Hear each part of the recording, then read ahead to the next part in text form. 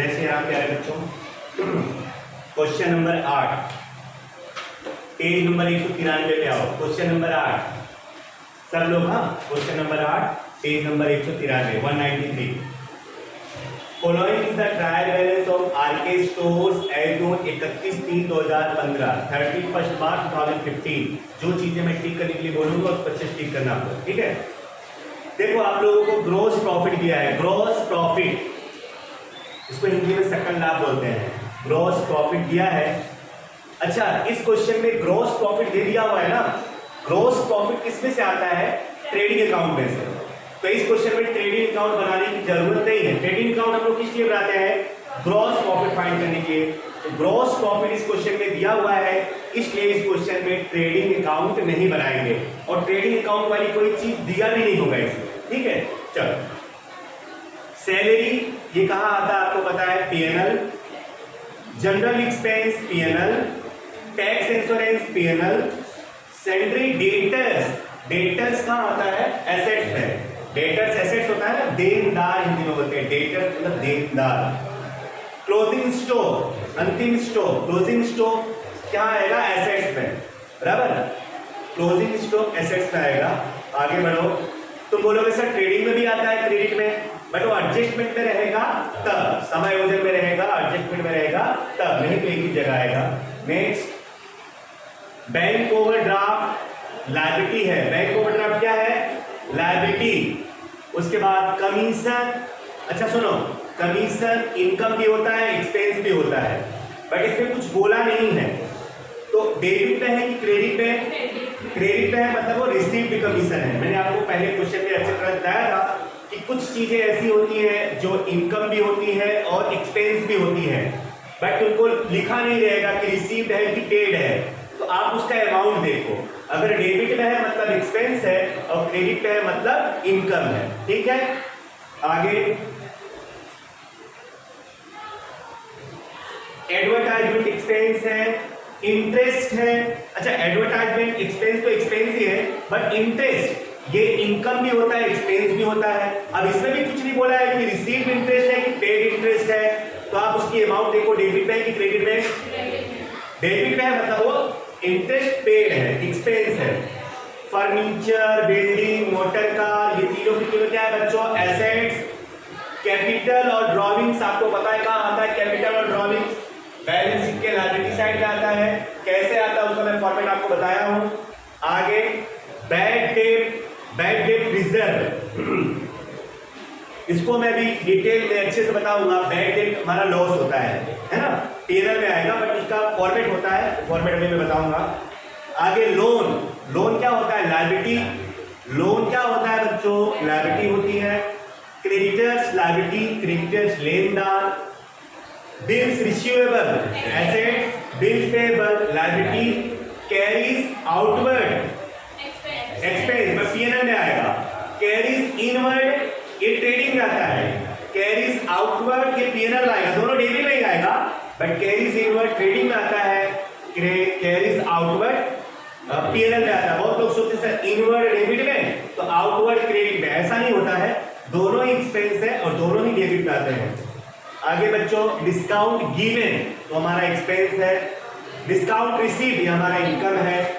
General reserve ए liability side में आएगा, reserve, general reserve. और कैश बैलेंस ये क्या है? हमारा एसेट।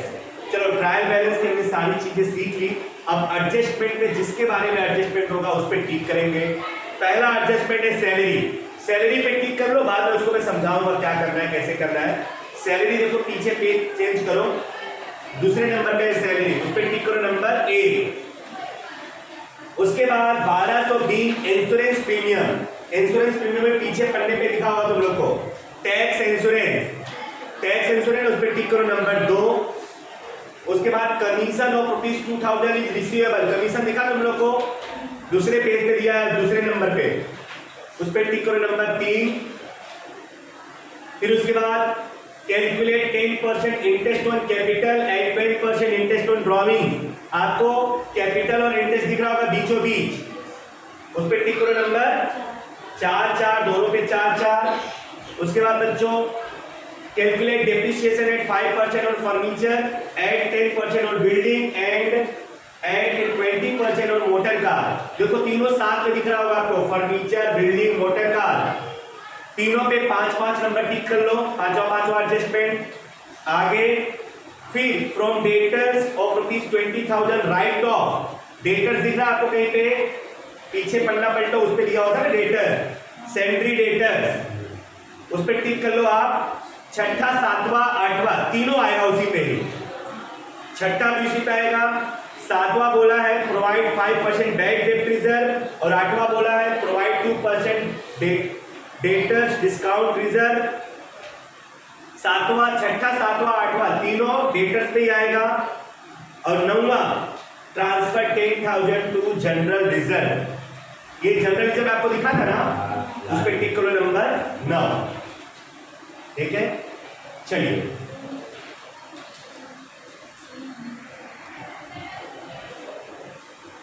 तो चलो बच्चों स्टार्ट करते हैं हम लोग क्वेश्चन। ठीक है, तो सबसे पहले हमको दिया हुआ है ग्रॉस प्रॉफिट, हमको स्टार्ट करना होता है जहां से पहला अकाउंट चालू होता है। तो सबसे पहले ग्रॉस प्रॉफिट दिया हुआ है, तो ग्रॉस प्रॉफिट हम लोग लिखते हैं प्रॉफिट एंड लॉस अकाउंट के क्रेडिट में। ट्रेडिंग के डेबिट में गैप आता है और उसको हम लोग क्या लिखते हैं, प्रॉफिट एंड लॉस के क्रेडिट में क्या लिखते हैं, ग्रॉस प्रॉफिट। यहाँ पे स्टार्ट कर रहा हूँ, यहाँ लिखूंगा बाय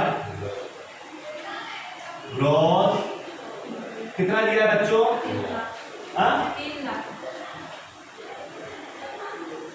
3 लाख। चलिए धीरे धीरे करेंगे अपने, कोई उतावल नहीं है।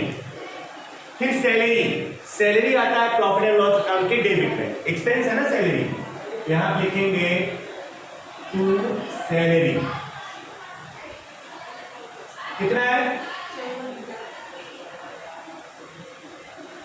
इनर कॉलम में मैंने इसलिए लिखा है कि इस पे क्या है, एडजस्टमेंट है, जिस पे भी एडजस्टमेंट हो उसकी अमाउंट पहले इनर कॉलम में लिखने का, और उसके बाद अगर उस पे बढ़ रहा हो तो घटाओ, जोड़ो, और घट रहा है तो उसको क्या करो, घटाओ, तब उसके बाद आउटकम लेकर जाओ। तो 54,000 है ये। हम लोग क्या कर रहे हैं, फाइनल अकाउंट, फाइनल अकाउंट मतलब 1 साल का अकाउंट, बराबर। तो अब यहां पर पहला एडजस्टमेंट क्या बोल रहा है, salary was paid up to 31/12/14। देखो जो सैलरी है ना, पेड अप टू 31/12/14, ठीक है, लेकिन हमारा साल पूरा होता है 31/3/15 को, है कि नहीं। तो कितना महीना अभी बच रहा है, जनवरी, फरवरी और मार्च। हमने दिसंबर तक सैलरी पेड की है, हमने अभी 3 महीने की सैलरी पेड नहीं की है, जनवरी का नहीं पेड किया, फरवरी का नहीं पेड किया, मार्च का नहीं पेड किया। अच्छा कैसे पता चला कि हमने 3 महीने का सैलरी नहीं पेड किया, भैया हमारा हिसाब हम लोग कब तक कर रहे हैं, 31/3/15 तक का, है ना, और चालू कब हुआ होगा, 1/4/14 से 31/3/15, ठीक है। अब हमको 15 तक चुकाना था और हमने चुकाया है केवल 12 तक, 31/12/14 तक, और हमको चुकाना कहां तक था, 31/3/15 तक, मतलब अभी साल पूरा हो गया और हमने 3 महीने की सैलरी नहीं चुकाई है। इसको क्या बोलते हैं, आउटस्टैंडिंग सैलरी, चुकाना बाकी वेतन, आउटस्टैंडिंग सैलरी, बोलो ना। और आउटस्टैंडिंग क्या होता है, लायबिलिटी। मैं कल ही बताया था कि अगर आउटस्टैंडिंग या चुकाना बाकी अगर कोई भी एक्सपेंस है तो पहले एंट्री तो उस पर जोड़ देने का, जिसमें जो भी चुकाना बाकी उस पर जुड़ जाएगा, और दूसरी एंट्री कहाँ आएगी, लायबिलिटी में, दायित्व में है ना, लायबिलिटी में। तो चलो तो कितना होगा, 9 महीने का है ना वो, 9 महीने का 54,000 है, तो 3 महीने का कितना पैसा भी फाइंड कर सकते हो। यहां लिखेंगे आउटस्टैंडिंग सैलरी, मैं इसे बता दे रहा हूं, 54,000 है, डिवाइड बाय क्या कर दो 9, 1 महीने का कितना आएगा, 6,000 1 महीने का आया, बराबर। तो 3 महीने का कितना होगा, यहां पे लिख रहा हूं 6,000 इंटू 3 इक्वल टू 18,000, ये हो गया आउटस्टैंडिंग। देखो पहले 9 से डिवाइड कर दो, 9 महीने का चुकाया है, बराबर। तो 1 महीने का 6,000, तो 3 महीने का कितना हो गया, 18,000। तो यहाँ पे जोड़ दो, प्लस आउटस्टैंडिंग सैलरी कितना 18,000, तो जोड़ दो कितना हो जाएगा 72। और ये हमारी क्या होगी लायबिलिटी, दूसरी एंट्री कहां जाएगी लायबिलिटी में, 4-5 लाइन छोड़कर। क्यों? क्योंकि पहले कैपिटल लिखते हैं ना लोग, कैपिटल की स्टोरी को भी लिखते हैं। तो यहां आप लिख दो आउटस्टैंडिंग सैलरी कितना 18,000। ठीक है, चलो नेक्स्ट जनरल एक्सपेंस, इस पर कोई एडजस्टमेंट नहीं है तो प्रॉफिट एंड लॉस की डेबिट लिख दो। तो जनरल एक्सपेंस कितना है 6,600 है ना। नेक्स्ट टैक्स एंड इंश्योरेंस, ये भी तो एक्सपेंस होता है, ये डेबिट में आएगा। टू टैक्स एंड इंश्योरेंस कितना है 7,000। अच्छा चलो देखते हैं इस पे क्या एडजस्टमेंट है। Adjustment number 2, ₹1200 being insurance premium for the ending on 30/9/2015। मैं यहां पे कर रहा हूं, ये पहला हो गया था, ये दूसरा हो गया। यहां पे इंश्योरेंस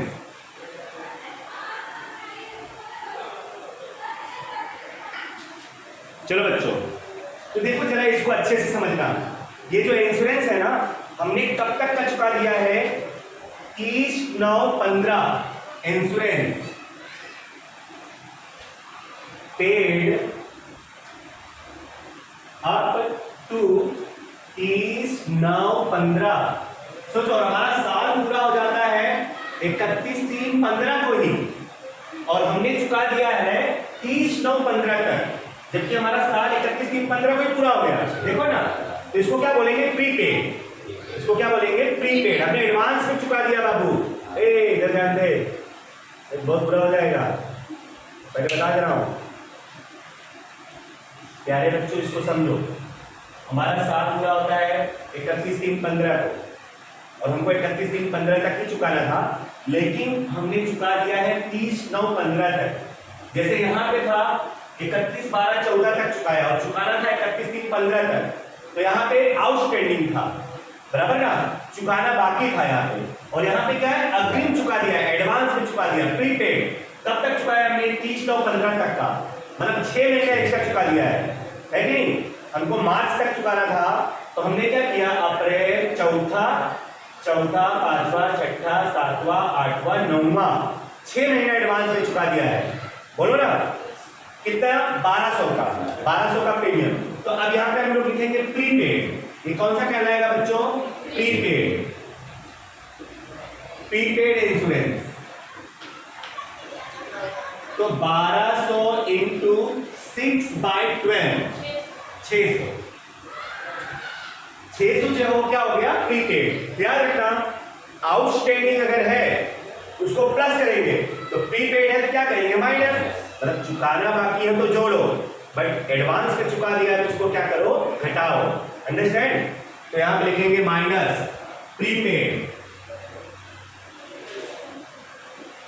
प्रीपेड इंश्योरेंस कितना बच्चा 600, घटाओ 6,000।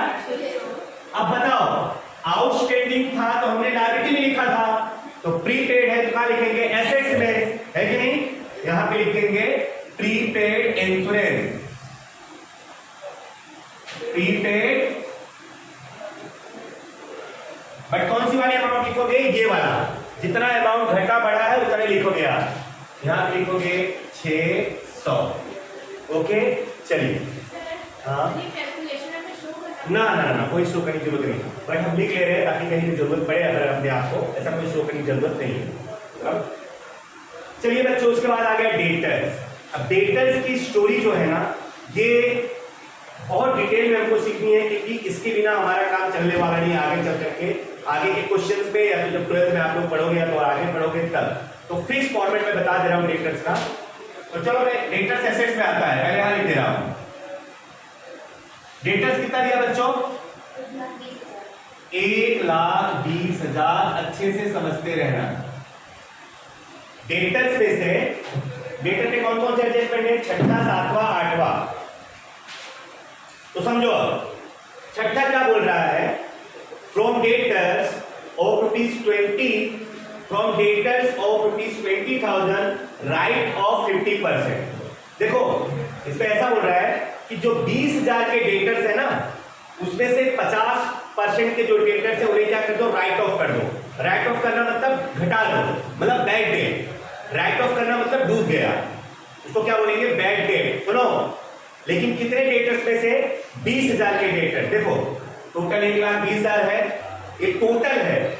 उसमें बहुत सारे होंगे, किसी को 10,000 का सामान बेचा होगा, किसी को 20,000 का, किसी को 25,000 का, किसी को 50,000 का, ऐसे मिला करके टोटल डेटर्स कितने हैं? 1,20,000। उसमें से जो 20,000 का डेटर है ना, उसमें से आपको 50% क्या कर देना? माइनस। राइट ऑफ करना मतलब घटा देना है। तो 20,000 का 50% कितना होगा? 10,000। तो 10,000 क्या कर दो? माइनस। इसको बोलते हैं bad debt. The amount which is write off from the debtors is known as bad debt। बराबर? जो अमाउंट देनदार में से घटा दो तो हमारे लिए क्या होता है? बैड डेट, डूबल डेट, बैड डेट। तो मैं यहाँ पे घटा रहा हूँ ना, तो सुन लो, डेटर्स में से सबसे पहले क्या माइनस होता है? Bad debt. और भी कौन सा वाला? एडजस्टमेंट वाला। देखो bad debt, bad debt reserve, discount reserve, ये सब तुमको एडजस्टमेंट में भी दिया रहेगा, ट्रायल बैलेंस में भी दिया रहेगा। ठीक है, तो यहां पर कौन सा वाला माइनस करोगे? एडजस्टमेंट वाला। तो मैं यहां लिख रहा हूं बैड डेट। कौन सा वाला? एडजस्टमेंट में शॉर्टकट लिख रहा हूं एडीजे। Bad debt ADJ 10,000। 10,000 कैसे आ समझ पड़ा? तो घटाओ कितना आएगा? 1,00,000। याद रखना, पहले बैड डेट घटाना है आपको एडजस्टमेंट वाला, फिर जितना बचेगा उस पे घटाएंगे बैड डेट रिजर्व। क्या? Bad debt reserve. पहले बैड डेट घटाना है, फिर बैड डेट रिजर्व घटाना है। शॉर्टकट में हम BDR भी बोल सकते हैं, bad debt reserve, BDR shortcut में। हाँ, डूबल ऋण अनामत, हिंदी मीडियम, BDR। बट कौन सा वाला? एडजस्टमेंट वाला। एडी से ब्रैकेट में लिख रहा हूं। अच्छा, वो कितना परसेंट बोला है? सातवां एडजस्टमेंट 5%। तो वो 5% किसका करोगे? 1,10,000 का। ये जो घटाने के बाद अमाउंट है ना, पहला क्वेश्चन है, मैं आप ब्रैकेट में लिख भी दे रहा हूं। 1,10,000 का 5% कितना होगा बच्चों? 5,500। चलो इसको भी घटा दो। 1,04,500। हाँ, 1,04,000। हिंदी मीडियम वाले तुम लोग करके रखे हो तो अमाउंट बताते रहना। 1,04,500। नेक्स्ट, अब उसके बाद उस पर घटेगा डिस्काउंट रिजर्व। पहले क्या घटाओगे? बैड डेट, उसके बाद बैड डेट रिजर्व, उसके बाद डिस्काउंट रिजर्व। अंडरस्टैंड? ये स्टेप याद रखना है आपको। ऐसा नहीं कि पहले बैड डेट रिजर्व घटा दो, फिर बैड डेट घटाओ, फिर डिस्काउंट रिजर्व। नहीं, पहले बैड डेट, फिर बैड डेट रिजर्व, उसके बाद डिस्काउंट रिजर्व। यहां पे माइनस करेंगे। डिस्काउंट रिजर्व को मैं शॉर्ट करके लिख रहा हूं BR। डिस्काउंट रिजर्व कितना परसेंट है? 2%। चलो 2% किसका करोगे? 1,04,500 का। हमेशा याद रखना, यहाँ पे 1,10,000 भी है, 1,20,000 भी है, 1,10,000 भी है, 1,04,500 भी है। तो परसेंटेज किसका निकालोगे ये बहुत जरूरी है। तो बैड डेट रिजर्व इस वाले पर, डिस्काउंट रिजर्व इस वाले पर। तो यहां लिखेंगे 1,04,500 इंटू 2%। कितना होगा बाबू? 2,090। अब घटा दो। तो छठा, सातवां, आठवां तीनों एडजस्टमेंट हो गया ना? ए बोलो ना, छठा एडजस्टमेंट हो गया बैड डेट, सातवां एडजस्टमेंट हो गया बैड डेट रिजर्व, आठवां एडजस्टमेंट हो गया डिस्काउंट रिजर्व। चलो बोलो, घटाओ। 1,00,000। हाँ, 1,02,410। आप लोग चेक करते रहना, बराबर है? चलिए, अब जैसे ही सुन लो, जैसे ही ये डेटर्स की स्टोरी पूरी हो, वैसे ही तुरंत आपको प्रॉफिट एंड लॉस अकाउंट के डेबिट में आ जाना है तुरंत। और जो बोल रहा हूं वो तुमको लिखना है। जैसे ही यहाँ पे देनदार डेटर्स की स्टोरी पूरी हो तुरंत आपको यहां पे आ जाना है। अब यहां पर आपको क्या लिखना है, बैड डेट के जो रिलेटिव्स है, बराबर।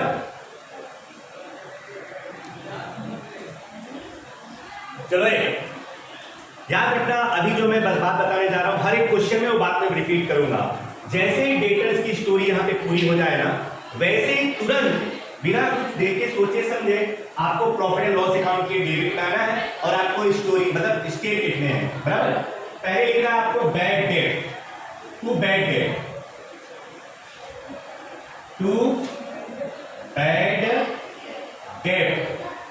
कौन सा वाला? टीबी वाला। टीबी मतलब ट्रायल बैलेंस, बराबर। तलपट ट्रायल बैलेंस, सुन रहे हो ना, ट्रायल बैलेंस। फिर क्या लिखना है? Plus bad debt. Bad debt कौन सा वाला? एडजस्टमेंट वाला। फिर प्लस तुमको लिखना है, चाहे दिया हो या ना दिया हो पूरा लिखना है आपको।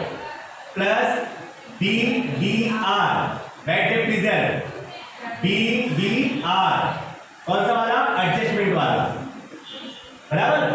फिर उसके बाद उसमें से तुम्हें माइनस करना है BBR कौन सा वाला? TB वाला। चलो समझो, अब ध्यान से फिर से समझ लो प्यारे बच्चों। जैसे ही आपका डेटर्स का स्टोरी पूरा हो तो आपको पीएनएल की डेबिट बनाना है। पहले क्या लिखना है? बैड डेट ट्रायल बैलेंस, फिर बैड डेट एडजस्टमेंट, फिर बैड डेट रिजर्व एडजस्टमेंट, बराबर। चलो, दोनों ट्रायल बैलेंस में कहीं बैड डेट दिया होगा, कहीं पे दिया था, कितना दिया? 3600। चलो 3600 है ना, तो यहां लिखेंगे प्यारे बच्चों 3600। फिर देखो बैड डेट एडजस्टमेंट वाला देखो आया, कितना आया? 10,000। तो आप लिख दो 10,000 बैड डेट एडजस्टमेंट वाला प्लस 10,000। फिर बैड डेट रिजर्व एडजस्टमेंट वाला है, देखो bad debt reserve BDR adjustment वाला, यहां पे लिख दो कितना? 5,500। फिर बैड डेट ट्रायल बैलेंस वाला तो क्या करेंगे? माइनस। तो बच्चों देखो कहीं पे bad debt reserve trial balance में दिया होगा, कितना दिया है? 6,000। बहुत अच्छे, तो 6,000 यहां पे क्या करोगे? माइनस। तब सुन लो, 3600 में 10,000 जोड़ो, 5500 जोड़ो, 6,000 घटाओ, है ना? 1 लाख कहां से आ गया तुम्हारा बाबू? 13,100। यहां लिखेंगे 13,100। क्लियर? अब सुनो, ऐसे ही आपको जैसे बैड डेट का लिखा ना, वैसे आपको डिस्काउंट का भी लिखना है। डिस्काउंट देखो, डिस्काउंट अलाउड दिया हुआ है, डिस्काउंट गिवन दिया है, दिया है। यहां पे आपको लिखना है पहले टू डिस्काउंट गिवन। कितना दिया discount given? 3200 plus discount reserve adjustment वाला। एडजस्टमेंट में डिस्काउंट रिजर्व कितना आया था? 2090। उसको क्या कर देने का? जोड़ देने का। जैसे बैड डेट में बैड डेट रिजर्व जोड़ा ना एडजस्टमेंट वाला, वैसे डिस्काउंट में डिस्काउंट रिजर्व क्या कर देने का? जोड़ देने। इसमें दो ही चीजें आती, इसमें ज्यादा नहीं आएगा उसके जैसा, तो जोड़ दो। कितना? 2090। तो हो जाएगा टोटल 5,290। ठीक है बच्चों? तो इस तरह से डेटर्स का एक पूरा परिवार है। जब डेटर्स आएगा उसकी पूरी फैमिली की स्टोरी एक साथ में हमको लिखनी है, ठीक है ना? तो हर एक क्वेश्चन में इतना आपको ध्यान में रखना पड़ेगा डेटर्स के लिए। चलो आगे बढ़ते हैं बच्चों। अब उसके बाद आ गया क्लोजिंग स्टॉक। ये तो एसेट्स है, अब फटाफट होगा। देखो क्लोजिंग स्टॉक एसेट्स में मैं लिख रहा हूं, बताओ कितना अमाउंट है?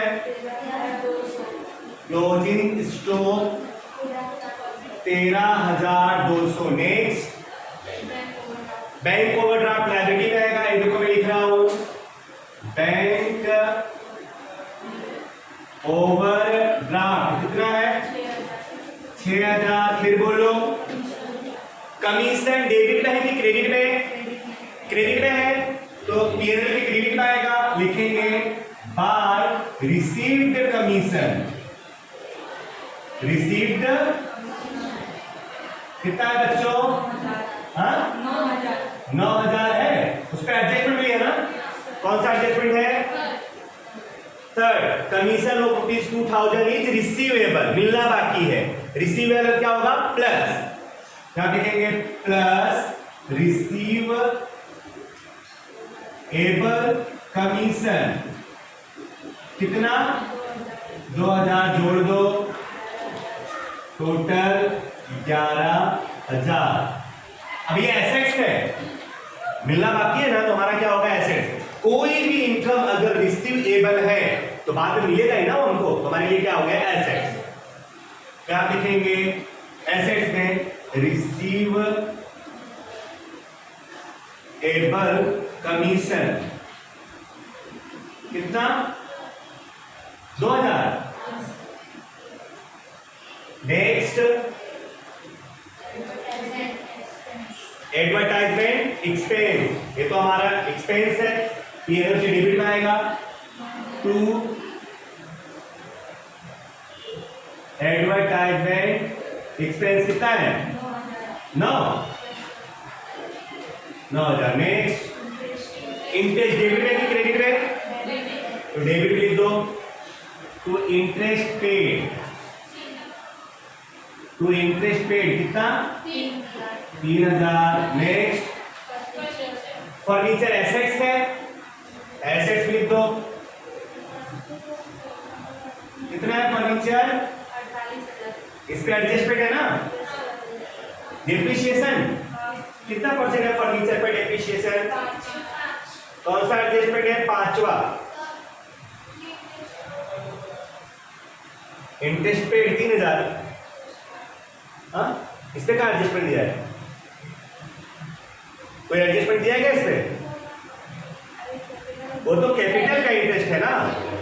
नहीं, चलो तो बताओ डेप्रिसिएशन कितना है बच्चों? इस पे 5% माइनस डीईपी 5%, 48,000 का 5% 2,400 घटा दो। 48,000 कैसे घटाओ? 45,600।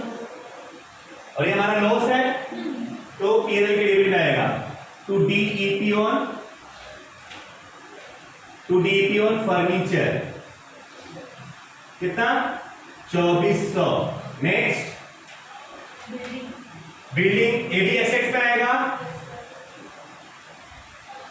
कितना है बिल्डिंग? 1,80,000। उस पे डेप्रिसिएशन कितना परसेंट है? 10% है, तो माइनस डीईपी 10%, 18,000। आउटर में 1,62,000 पीएनएल के डेबिट में आएगा।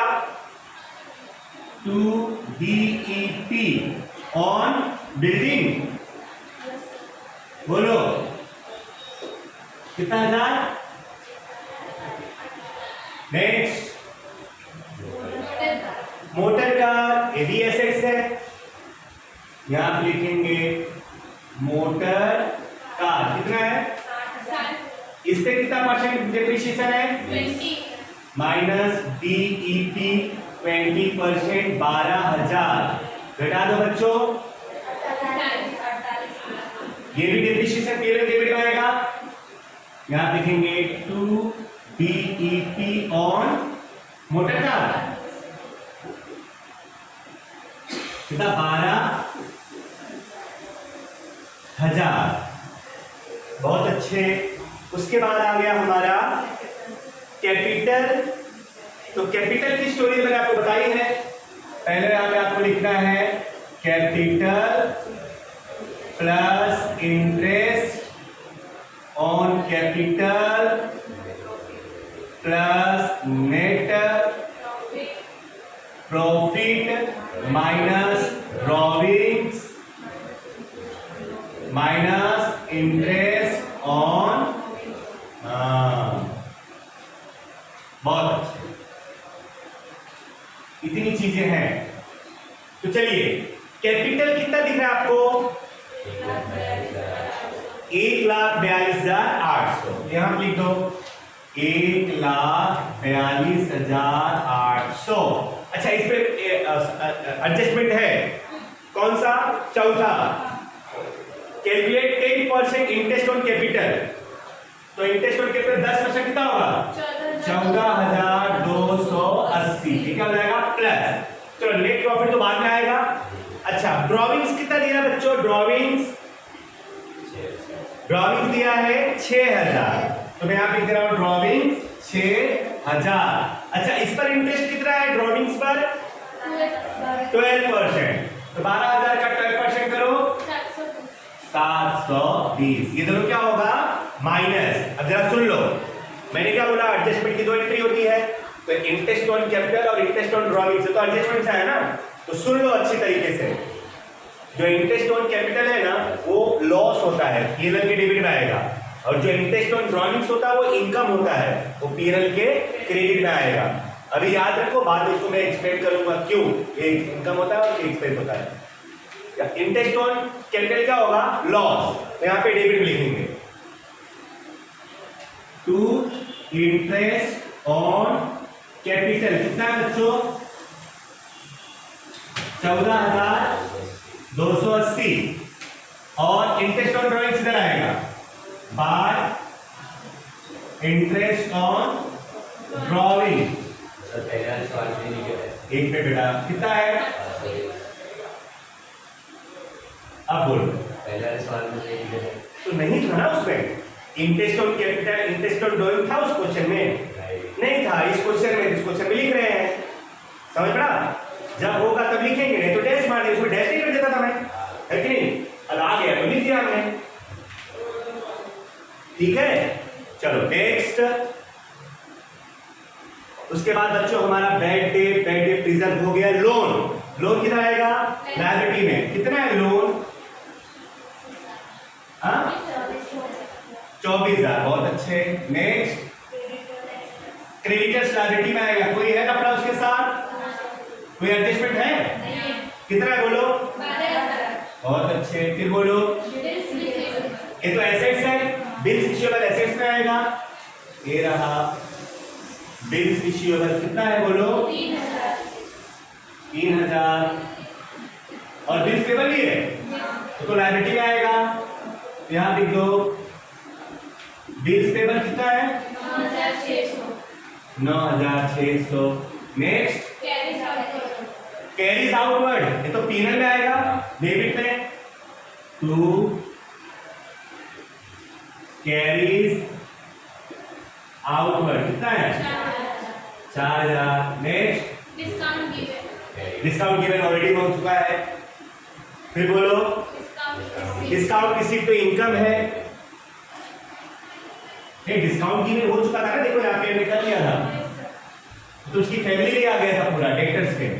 डिस्काउंट रिसीव्ड कितना है बच्चों? 2,400। नेक्स्ट जनरल रिजर्व, ये भी यहां पे आएगा। जनरल रिजर्व कितना है? 30। उस पे एडजस्टमेंट है ना? क्या बोला है कि ट्रांसफर 10,000 टू जनरल रिजर्व, तो इसमें प्लस हो जाएगा। प्लस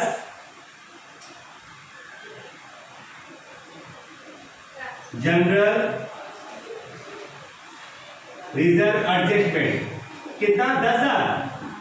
एडजस्टमेंट वाला जो रहेगा वो तुमको जोड़ दे रहा है, कितना हो जाएगा? 40। और दूसरा ये पीएनएल के डेबिट में आएगा। जो भी रिजर्व हम लोग क्रिएट करते हैं ना वो प्रॉफिट एंड लॉस में से ही करते हैं, तो प्रॉफिट एंड लॉस की डेबिट में आएगा। टू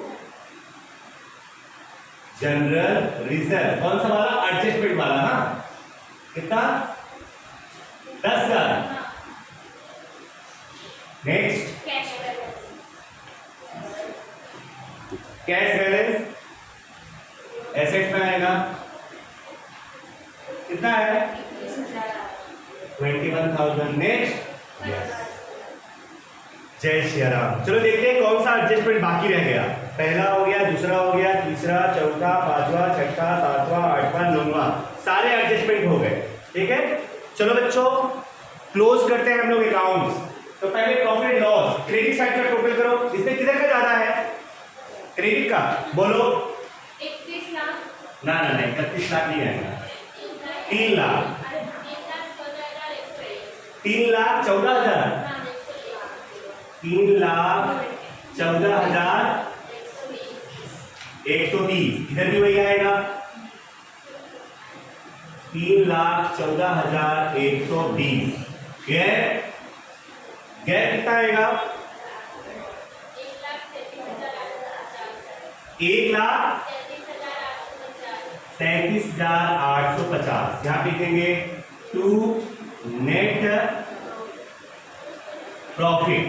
नेट प्रॉफिट बोलते हैं ना, और नेट प्रॉफिट की दूसरी एंट्री कहां आएगी? ये रहा 1,37,850 प्लस 1,37,850। ठीक है बच्चों, तो चलो कैपिटल में इन दोनों को जोड़ो और इन दोनों को घटाओ, कितना आएगा आउटर में? 2,87,000, 88, 2,88,210, 2,88,210। क्लियर? चलो बैलेंस शीट का टोटल बताओ।